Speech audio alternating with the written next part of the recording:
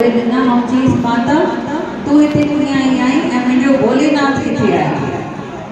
बोलो राम भगवान की हर हर।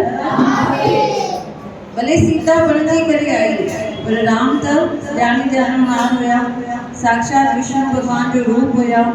परे खां ये सुञाणे विया भई ये सीता नाहे, ये केर आहे, माता सती आहे।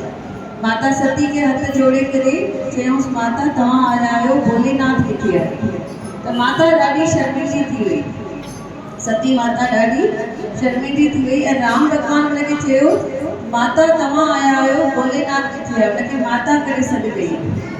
हाणे ही ॾाढी लज्जित थी करे भई मूंखे न अचणु खपंदो हुयो, भोलेनाथ सही चए पियो भई हे त साक्षात भगवान विष्णु आहे ऐं ॼाणी ॼाणण आहे, अंतर्यामी आहे।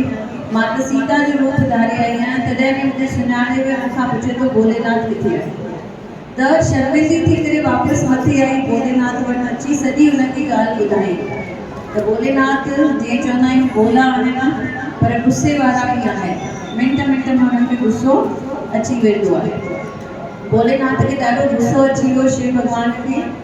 चईसि अॼु खां वठी तूं मुंहिंजी धर्म पत्नी न, अॼु खां तूं मुंहिंजी माता आहे। छो त मुंहिंजे गुरु तोखे माता सॾु कयो आहे, अॼु खां तूं मुंहिंजी माता आहीं। अॼु खां असां ॿई पति पत्नी न आहियूं। गुस्से में इहे चई ॾिनो ऐं वाक़ई ईअं ई रहंदा हुआ जीअं माता ऐं पुटु गॾु रहनि। उहो जेको पति पत्नी जो रिश्तो उहो छा थी वियो, ख़तमु थी वियो। त ॾिसो थोरी ग़लती कई त पंहिंजो जेको संसार आहे उहो सॼो विञाइजी वियो।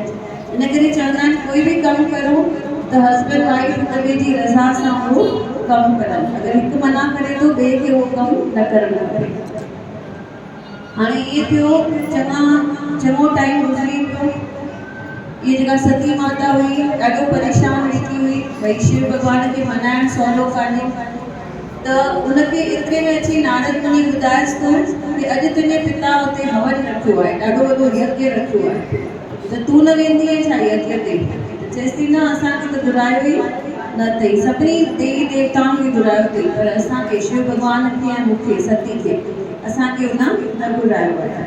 त दक्ष ॼाणी माणी ईअं कयो हो भई सॼे संसार खे ख़बर पए भई हिननि ॿिन्ही सां मुंहिंजो कोई रिलेशन न आहे, इन्हनि ॿिन्ही जी बेइज़ती थिए, हिननि खे जेका इज़त मिले वेठी उहा न मिले ऐं बाक़ी सभु देवी देवता अचनि पर इहे ॿई न अचनि। केरु केरु न अचनि, शिव भॻवान ऐं सती माता, पार्वती माता, सती माता। पहिरीं उहा सती माता हुई ऐं उहे ई वरी जनम वठी करे छा बणिजी आई, पार्वती बणिजी। त हाणे सती शिव